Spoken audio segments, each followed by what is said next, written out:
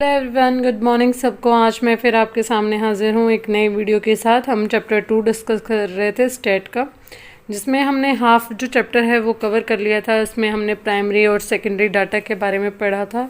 फिर हमने इनके मेथड्स के बारे में पढ़ा था कि हम प्राइमरी डाटा को कैसे कलेक्ट कर सकते हैं। तो इसमें हम कुछ मेथड्स अपने हैं वो कर चुके हैं। यहाँ पर हम आए हैं, पायलट सर्वे हमने कर लिया था, qualities of a good questioner, ये सब भी हम कर चुके हैं। अब आते हैं नेक्स्ट मेथड, जो कि सेंसस मेथड है और सैम्पलिंग मेथड है। सेंसस मेथड क्या होता है और सैम्पलिंग मेथड क्या होता है, ये दोनों भी क्या है, एक प्राइमरी डाटा को कलेक्ट करने के मेथड हैं। चलो इनको ध्यान से देखते हैं। सेंसस में, सेंसस का मतलब every unit of population is studied. यहाँ पर आप सेंसस मीन्स पूरे पॉपुलेशन के डाटा को उठाते हो। मीन्स आप फुल, जैसे पूरी कंट्री की जितनी पॉपुलेशन है उस पूरी को उस पर स्टडी करना, वो हमारा सेंसस कहलाता है। सैम्पलिंग मेथड क्या होता है, फ्यू यूनिट्स, ब्रश ले लेते हैं एक मिनट। यहाँ पर every unit of population is studied, यहाँ पर फ्यू यूनिट्स को ही स्टडी किया जाता है। जैसे कि आपने 1000 का सैंपल उठा लिया और उस पर आपने टेस्ट किया, एक्सपेरिमेंट किया कि आपके क्या रिजल्ट्स रहे, और उन्हीं को आपने क्या मान लिया, बेसिस मान लिया कि हाँ हमारे रिजल्ट्स इस तरीके से आएंगे। फिर देखते हैं रिलायबल एंड एक्यूरेट रिजल्ट, क्योंकि ये सभी मतलब पूरी पॉपुलेशन पर लगने वाला है। तो इसके जो सेंसस के जो रिजल्ट्स होते हैं वो मोर रिलायबल होते हैं एज़ कम्पेयर टू सैम्पलिंग। ये लेस रिलायबल होता है क्योंकि आपने 1000 पीपल पर ही इसको अप्लाई किया है। क्या पता जो आगे मतलब आप स्टडी करो तो आपके डिफरेंट रिजल्ट आए, तो मोर रिलायबल ये नहीं है। सबसे ज़्यादा सेंसस मेथड ही आपका रिलायबल है अगर पॉपुलेशन ज़्यादा है।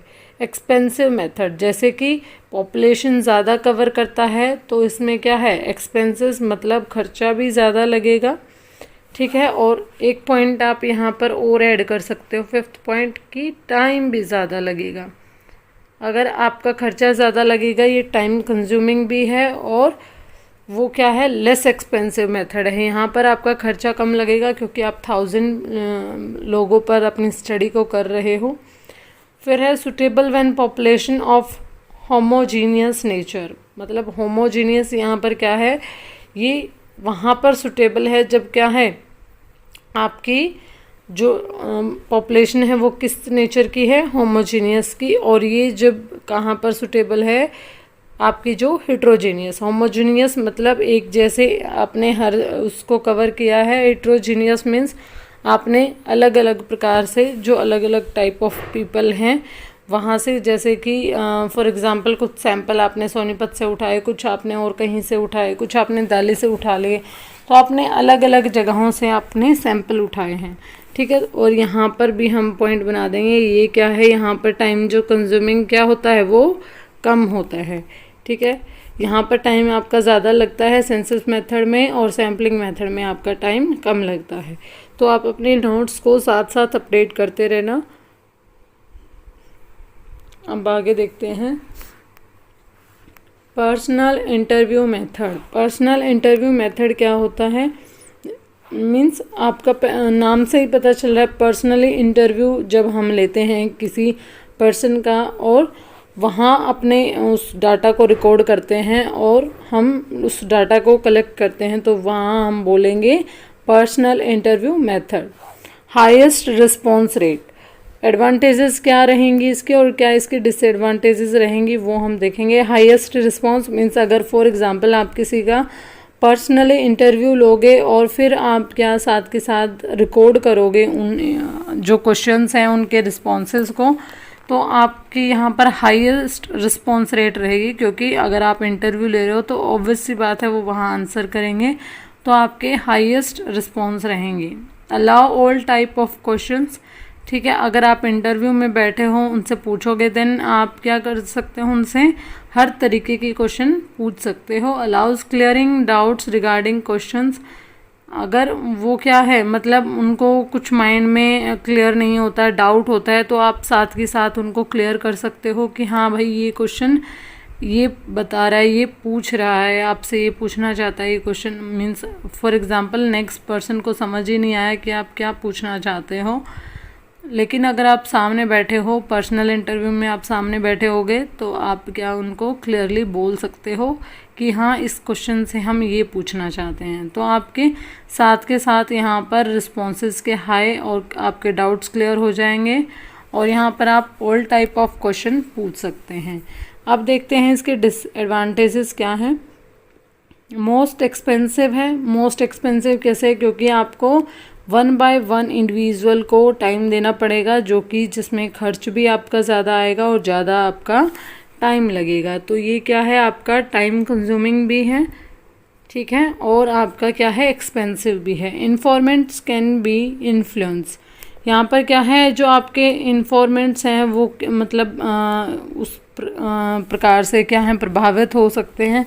फॉर एग्ज़ाम्पल आप उनसे किसी ज़्यादा ही पर्सनल क्वेश्चन कर लो, तो मे बी वो उससे मतलब एग्रेसिव हो सकते हैं कि नहीं, मतलब ये हमारा पर्सनल है, और आपको मीन्स यहाँ पर क्या है, मतलब जेन्युइन रिज़ल्ट नहीं मिल सकते हैं, ठीक है। फॉर एग्ज़ाम्पल आप कहीं इंटरव्यू देने जाते हो, तो आप अपने नेगेटिव पॉइंट्स कभी भी नहीं बताते हो, ऑलवेज़ अपने आप को पॉजिटिवली प्रेजेंट करने की कोशिश करते हो। तो यहाँ पर एक पॉइंट हम और डाल देंगे कि यहाँ पर जो एक्यूरेसी है वो क्या है, मतलब एक्यूरेसी मेंटेन नहीं होती, क्योंकि यहाँ पर क्या होते हैं, आपके मीन्स बनाकर जो बोले जाते हैं आंसर्स आपके पहले ही सेट होते हैं, ठीक है। आई थिंक क्लियर हो गया personal interview method. Now come to the next one, mailed questioner method.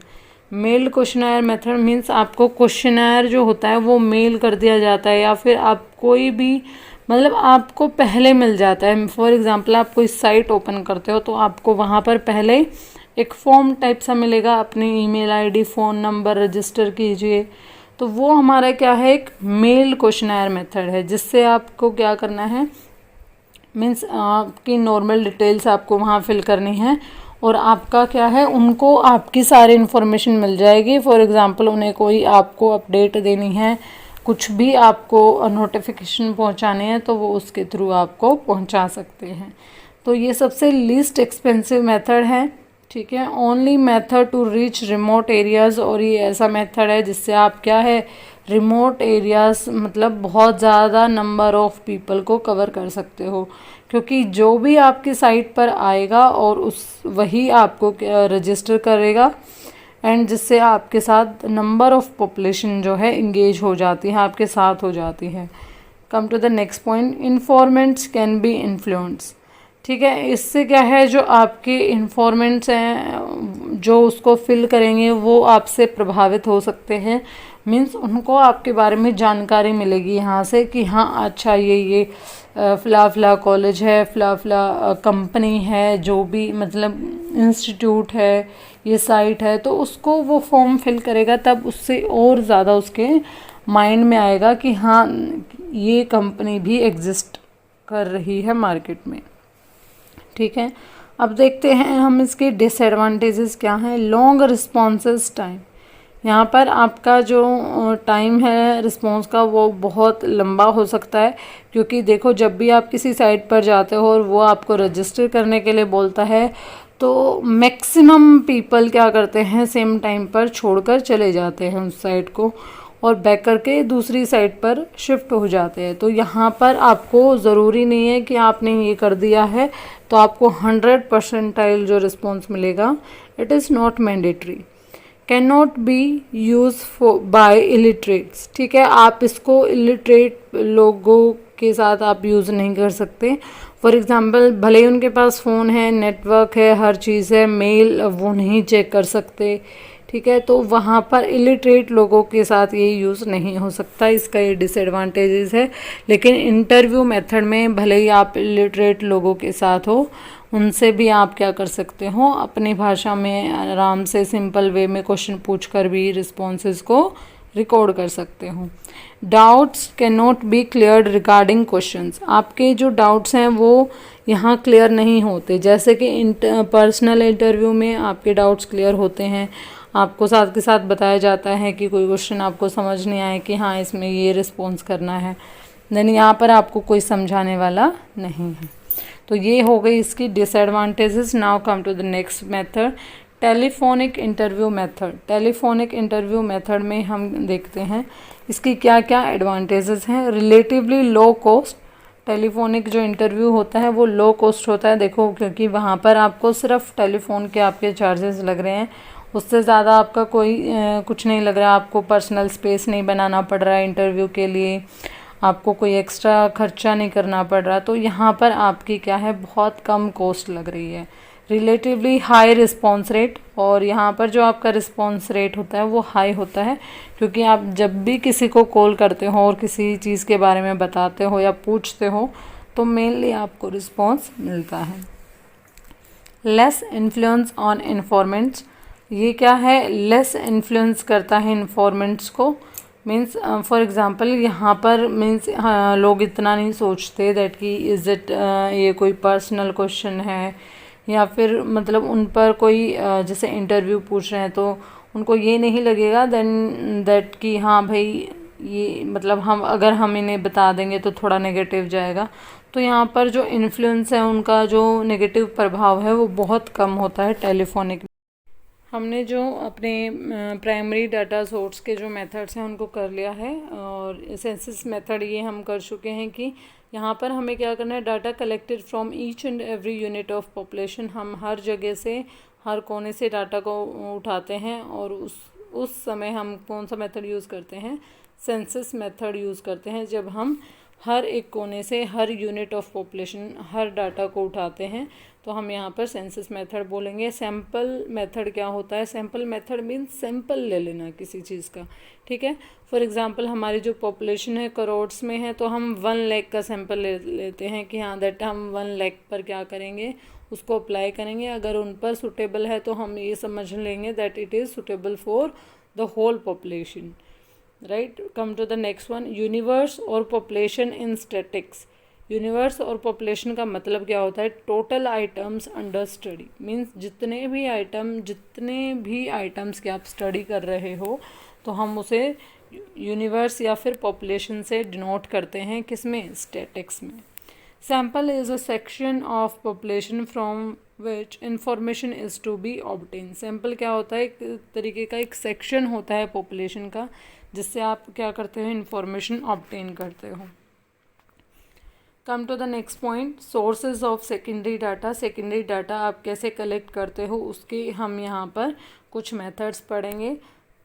First है हमारा पब्लिश्ड सोर्सेज, ठीक है। पब्लिश्ड सोर्सेज हमें क्या बताते हैं, जो मैंने आपको ये कल भी डिस्कस किया था, पब्लिश्ड सोर्सेज वो सोर्सेज होते हैं जो ऑलरेडी पब्लिश्ड हो चुके हैं, whether it is government site, government publication, semi government publications और प्राइवेट पब्लिकेशंस। आप किसी प्राइवेट साइट पर चले जाओ और वहाँ पर उनके प्राइवेट कंपनी के बारे में इंफॉर्मेशन आपको गेन करनी है, या फिर गवर्नमेंट पब्लिकेशंस आपको यूज़ करने हैं, तो आप क्या है, पब्लिश्ड सोर्स जो ऑलरेडी होगा उसे हम बोलेंगे secondary data. Unpublished sources, census of India, जैसे कि आप सेंसस ऑफ इंडिया से इंफॉर्मेशन ले सकते हो जो मतलब ऑलरेडी पब्लिश नहीं है but is going to be published in future.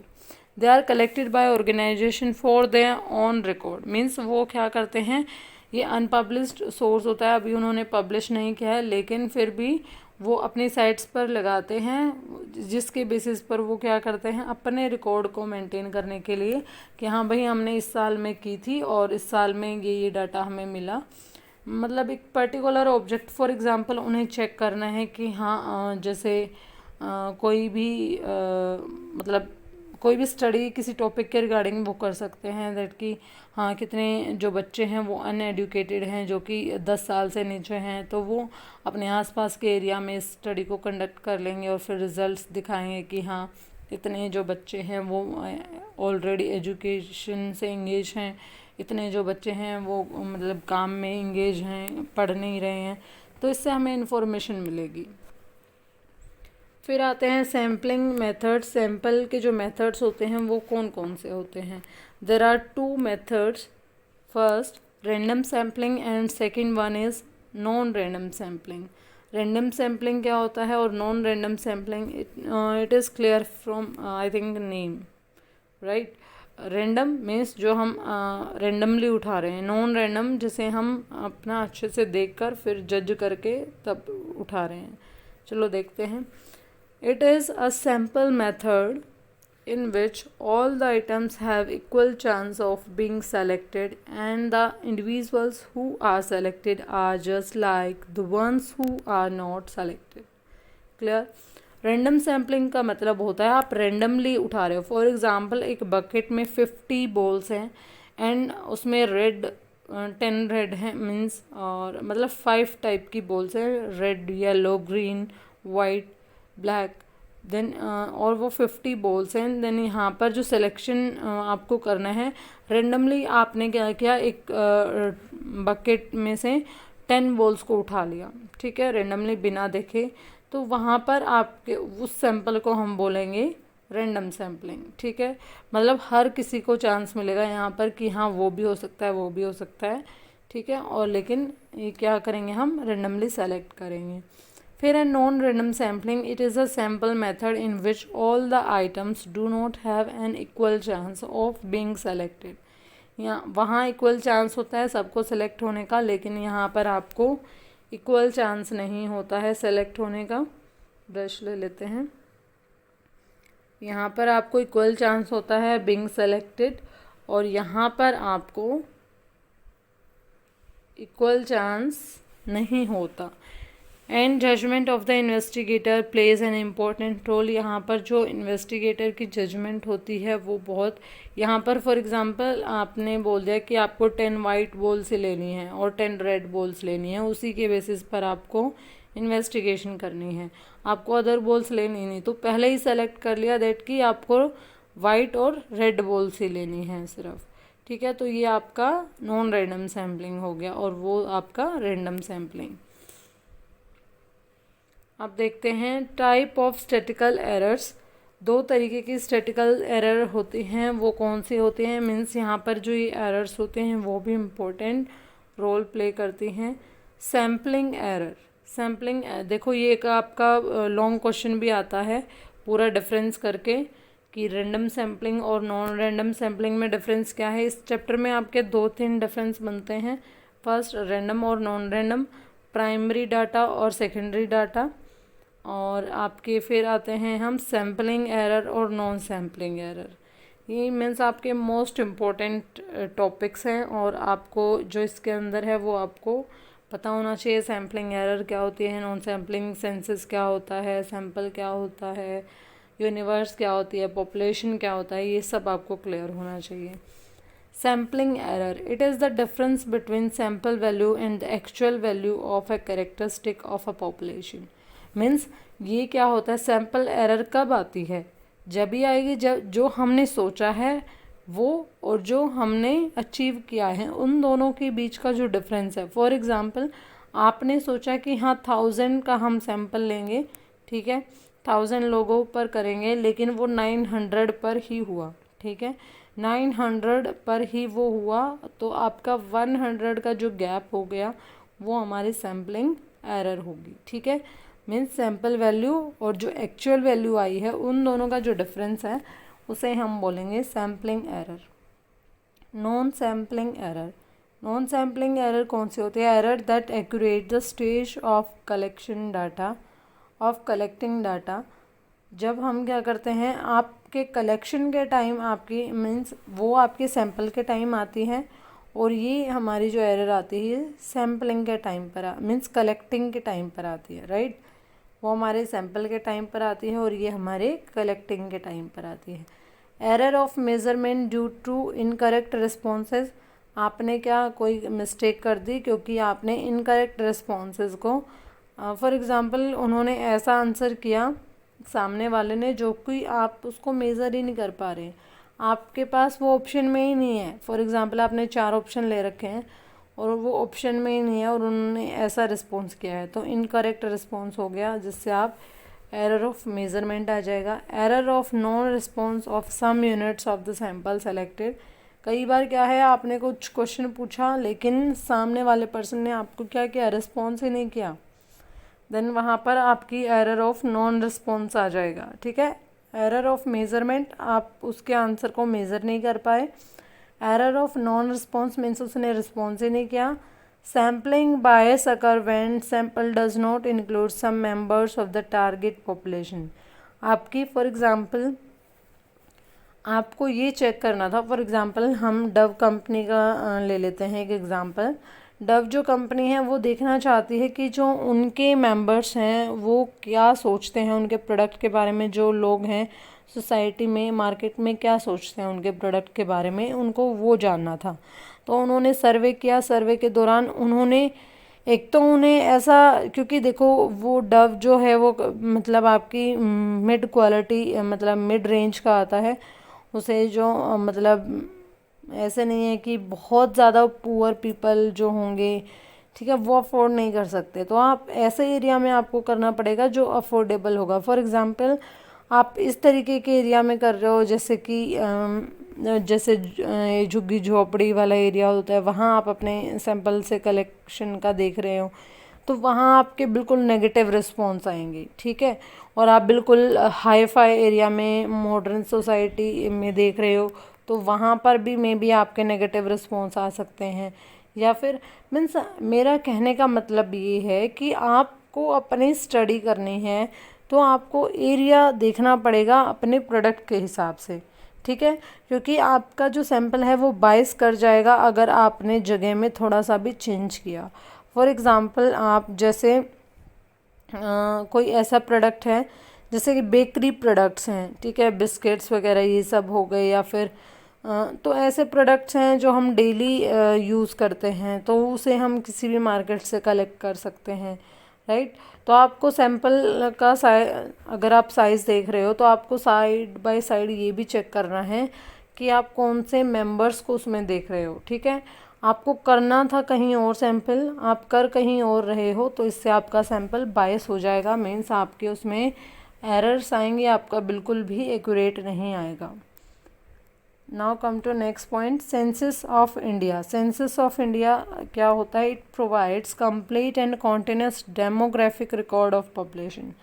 आपको ये पता होगा सेंसस ऑफ इंडिया हमें क्या कौन सी जानकारी देता है? ये हमें जानकारी देता है हमारी demographic record of population. Demographic का आपको मतलब पता है that it includes age, sex, religion, caste, creed. यहाँ पर मीन्स हम क्या करते हैं कि उनका सेक्स क्या है, ठीक है, कितने मेल हैं कितने फीमेल हैं, क्या उनकी एज ग्रुप है, ठीक है, और कितने मतलब इनकम यहाँ इंक्लूड है उन लोगों की। तो यहाँ पर हमारा क्या आ जाएगा?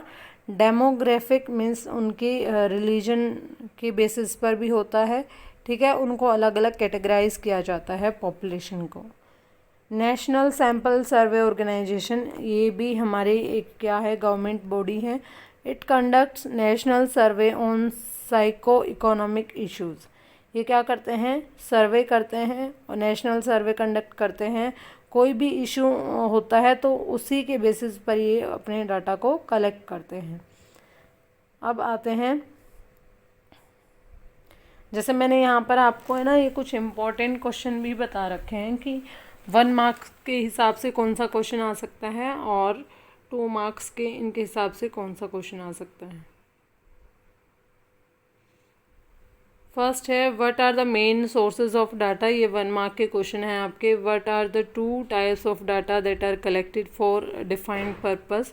एक बार आप इनको देख सकते हो। Name 2 sources of errors in data collection. Pilot survey क्या होता है, सैम्पलिंग एरर क्या है। तो ये आपके 1 मार्क्स के अकॉर्डिंग आपके पास ये क्वेश्चन आ सकते हैं। Name 2 agencies at national level that deals in collection and tabulation of statical data. ये मैंने बता दिया, सेंसस ऑफ इंडिया है हमारा और NSSO, ठीक है, नेशनल सैंपल सर्वे ऑर्गेनाइजेशन।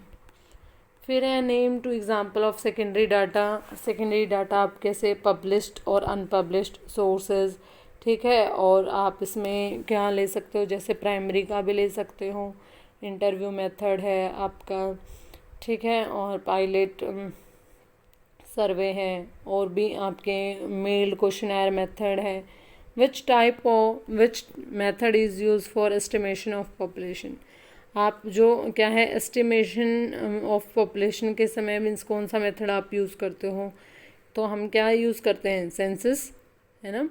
हम सेंसस मेथड यूज़ करते हैं जब हम पॉपुलेशन के बारे। Name the journal publish by NSSO, तो ये आप एनएसएसओ द्वारा कौन सा जर्नल पब्लिश किया जाता है, ये ऊपर नोट्स में है।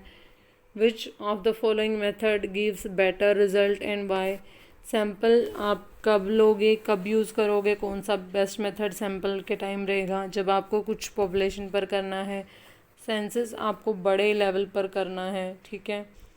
Which of the following error is more serious and why, तो यहाँ आपको देखना है सैम्पलिंग एरर जो सैंपल उठाते समय होती है, नॉन सैम्पलिंग एरर जो आपकी डाटा को रिकॉर्ड करते टाइम होती है। Non sampling errors are more serious as, क्योंकि यहाँ देखो वहाँ पर तो सिर्फ आपकी सैम्पल एरर आई है, ठीक है। आपने सोचा था 1000 का और आपका आया है 900 का, तो 100 का आपका गैप आ गया, तो वो कोई बात नहीं। लेकिन नॉन सैम्पलिंग एरर बहुत ज़्यादा सीरियस है, क्योंकि आपका डाटा जो कलेक्ट होना था वही उसी में एरर आ गई, तो आपकी ऑब्वियस सी बात है आपका रिज़ल्ट भी एरर ही आएगा।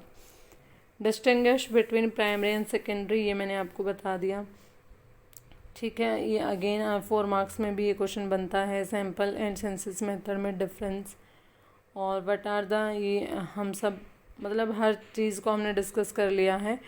और मैंने आपको बताया था आपका ये ऐसे भी आ सकता है, डिस्टिंग्विश बिटवीन आपके 2 करके प्राइमरी डाटा, सेकेंडरी और सेंसस मेथड और सैम्पलिंग में, या फिर distinguish between primary and secondary data और कौन सा मोर रिलायबल है। और ये भी इम्पोर्टेंट है, what do you mean by questionnaire, state 5 principles that should follow while drafting a good questionnaire, ये आपकी बुक में भी है ये, और मैंने इसमें भी आपके मेंशन किया हुआ है। आपके बुक में ये ऑलरेडी सारे पॉइंट्स हैं कि कौन कौन से स्टेप्स हमें 5 प्रिंसिपल्स को फॉलो करना चाहिए while drafting a good questionnaire, तो आप वहाँ से ये देख लोगे, ठीक है। आई थिंक आपको सारी चीज़ें क्लियर हो गई हैं। फिर भी कोई अदर डाउट है आप तो मेरे से कमेंट सेशन में ज़रूर कमेंट कीजिए, क्योंकि देखो मुझे ऐसे नहीं पता चल पाएगा कि आपको कहाँ प्रॉब्लम आ रही है। अगर आपको कहीं प्रॉब्लम आ रही है देन श्योर आप मुझे क्या करोगे, इसको नीचे कमेंट सेशन में कमेंट डालोगे, कुछ भी आपको कोई अदर वीडियोस चाहिए तो वो आप मेरे को डालोगे। Thank you. इस वीडियो में इतना ही, मिलते हैं नेक्स्ट वीडियो में with next chapter. Bye bye.